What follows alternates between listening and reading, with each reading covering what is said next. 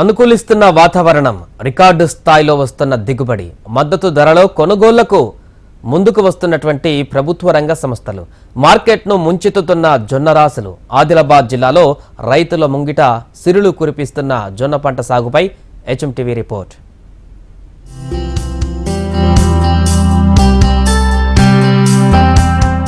ఆదిలాబాద్ జిల్లాలో రికార్డు స్థాయిలో జొన్న పంట సాగుకు రైతులు శ్రీకారం చుట్టారు. సాగునీటి వసతి ఉన్న రైతులు గత కొన్నేళ్లుగా రబీలో తెల్లజొన్న పంటను సాగు చేయటం ఆనవాయితీగా వస్తోంది. గతంలో తెల్లజొన్న పంటను ఆదిలాబాద్ జిల్లా రైతాంగం ఖరీఫ్ సాగు చేసేవారు. జొన్న చెట్లు పశుగ్రాసంగా ఉపయోగపడటంతో ఈ పంట వేసేందుకు రైతులు ప్రాధాన్యతను ఇచ్చేవారు. అయితే వర్షాకాలం జొన్నల దిగుబడి తగ్గిపోవడంతో గత దశాబ్ద కాలంగా ఆదిలాబాద్ ప్రాంత రైతులు రబీలో ఈ పంట సాగుకు శ్రీకారం చుట్టారు.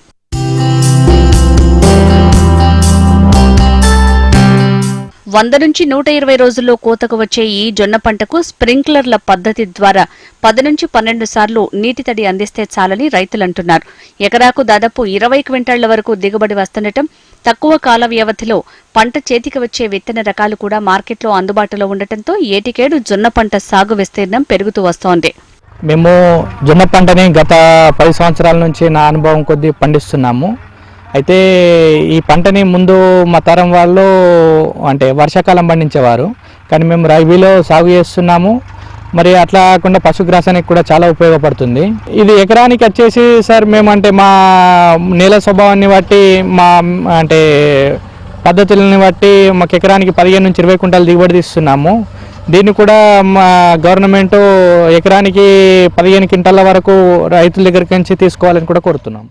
ఆదిలాబాద్ జిల్లాలోని తాంసీ, తలమడుగు, జైనత్, బేల మండలాలతో పాటు గుడిహత్నూరు, ఇచ్చోడ, ఇంద్రవెల్లి, ఉట్నూరు, నిర్మల్, భయంస ప్రాంతాల్లో దాదాపు 1,00,000 ఎకరాల్లో తెల్లజొన్న సాగవుతున్నట్లు వ్యవసాయ అధికారులు అంచనా వేస్తున్నారు. పంటను ప్రభుత్వ రంగ సంస్థలు కొనుగోలు చేస్తుండటం, చీడపీడల బెడద తక్కువగా ఉండటం, పెట్టుబడులు సైతం తక్కువగా ఉండటం, ఎకరాకు 20 క్వింటాళ్ల వరకు దిగుబడి వస్తుండటంతో చాలా మంది రైతులు ఖరీఫ్లో జొన్న పంట సాగు లాభదాయకమని అంటున్నారు. మేము ప్రతి సంవత్సరం లాగే ఈ సంవత్సరం కూడా రబ్బీ పంట వేసాము జొన్న.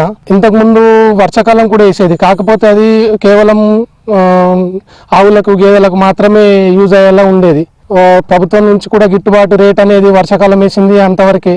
అందుకని పత్తి పంట తీసేసి మరి ఇప్పుడు వేసవిలో జొన్న వెరైటీస్, ఆ వెరైటీస్ కూడా ఈ 3 monthsలో ఎకరానికి 15 నుంచి 20 క్వింటాలు దిగుబడి వస్తుంది.